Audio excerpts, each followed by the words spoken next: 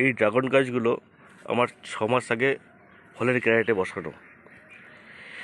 এইগুলো যখন বসাই তখন আমি খুব ভারী খাবার কিছু দিইনি, শুধুমাত্র গোবর সার আর মাটি দিয়ে বসিয়েছিলাম। এখন এই নভেম্বরে এসে আমি এদিকে ভারী খাবার দেব। আমার ফলের ক্যারেটে এখন অনেক জায়গা আছে, আর শেকড়ও এখন উপরের দিকে খুব বেশি উঠে আসেনি। সুতরাং এগুলোকে আমি আর খোঁড়াখুঁড়ি করব না, আমি এর ওপরেই ভারী খাবার দেব।